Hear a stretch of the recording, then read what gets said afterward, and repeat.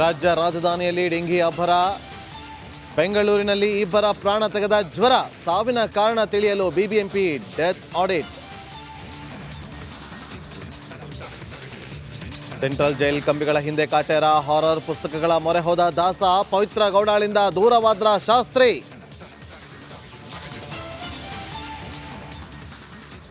ವಾಲ್ಮೀಕಿ ನಿಗಮ ಅವ್ಯವಹಾರ ಪ್ರಕರಣಕ್ಕೆ ಟ್ವಿಸ್ಟ್. ಅಕ್ರಮದ ಹಿಂದೆ ಭೂ ಮಾಫಿಯಾ.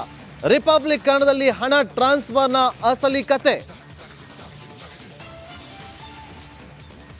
ಬಿಬಿಎಂಪಿಯಲ್ಲಿ ಬ್ರಹ್ಮಾಂಡ ಭ್ರಷ್ಟಾಚಾರದ ಕಮಟು ವಾಸನೆ. ಅಸ್ತಿತ್ವದಲ್ಲಿ ಇಲ್ಲದ ಸೊಸೈಟಿಗಳಿಗೆ ಪಾಲಿಕೆ ಮನಿ. ಅಕ್ರಮಕ್ಕಾಗಿ ಸೊಸೈಟಿ ರಚಿಸಿ ಹಣ ಟ್ರಾನ್ಸ್ಫರ್. ದಾಖಲೆ ಮಳೆಗೆ ರಾಷ್ಟ್ರ ರಾಜಧಾನಿ ತತ್ತರ. ವರ್ಣನ ಆರ್ಭಟಕ್ಕೆ 5 ಜೀವಗಳ ಬಲಿ. ವಿವಿಐಪಿಗಳ ಮನೆಗಳಿಗೂ ನುಗ್ಗಿದ ನೀರು.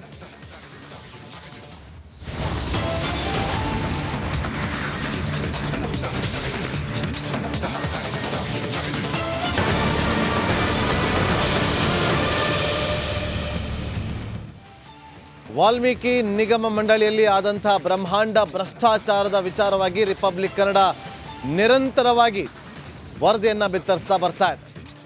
ಈಗ ಇದು ರಿಪಬ್ಲಿಕ್ ಕನ್ನಡದ ಮತ್ತೊಂದು ಮೆಗಾ ಫಾಲೋ ಅಪ್ ಹಾಗೂ ಅಪ್ಡೇಟ್ ಸುದ್ದಿ. ರಿಪಬ್ಲಿಕ್ ಕನ್ನಡದಲ್ಲಿ ಮತ್ತೊಂದು ಬೇಗ್ ಫಾಲೋ ಅಪ್ ಸುದ್ದಿ. ವಾಲ್ಮೀಕಿ ನಿಗಮದಲ್ಲಿ ಅವ್ಯವಹಾರ ನಡೆದಿದ್ದ ಬಗ್ಗೆ ರಿಪಬ್ಲಿಕ್ ಕನ್ನಡ ನಿರಂತರವಾಗಿ ವರದಿಯನ್ನ ಮಾಡ್ತಾ ಬರ್ತಾ ಇದೆ. ಹಾಗಾದ್ರೆ ಈ ಅವ್ಯವಹಾರಕ್ಕೆ ಚಾಲನೆ ಸಿಕ್ಕಿದ್ದು ಎಲ್ಲಿಂದ, ಆರಂಭ ಆಗಿದ್ದು ಎಲ್ಲಿಂದ? ರಿಪಬ್ಲಿಕ್ ಕನ್ನಡದಲ್ಲಿ ಹಗರಣದ ಇಂಚಿಂಚು ಮಾಹಿತಿ ಇದೆ. ವಾಲ್ಮೀಕಿ ನಿಗಮದ ಹಣ ಎಲ್ಲೋಯ್ತು ಅಂತ ಹೇಳಿ ಹುಡುಕಾಟಕ್ಕೆ ನಮ್ಮ ರಿಪಬ್ಲಿಕ್ ಕನ್ನಡ ಟೀಮ್ ಮುಂದಾದಾಗ ಒಂದೊಂದೇ ಮಹತ್ವದ ಮಾಹಿತಿಗಳಿಗೆ ಲಭ್ಯವಾಗ್ತಾ ಇದೆ. ಎಲ್ಲಿಂದ ಆರಂಭ ಆಯಿತು, ಹೇಗೆ ಆರಂಭ ಮಾಡಿದ್ರು, ಅದಕ್ಕೆ ರೂವಾರಿಗಳು ಯಾರು, ಯಾರ್ಯಾರನ್ನ ಸೃಷ್ಟಿ ಮಾಡಿದ್ರು, ಯಾವ ಯಾವ ಖಾತೆಗಳು ಹೇಗೆ ಸೃಷ್ಟಿಯಾಯಿತು. ವಾಲ್ಮೀಕಿ ನಿಗಮದಿಂದ ಉಚಿತ ಭೂಮಿ, ಬೇರೆಯವರಿಂದ ಭೂಮಿ ಖರೀದಿಸಿ ಹಂಚುತ್ತಾ ಇದ್ದಂತಹ ನಿಗಮ ನೋಡಿ.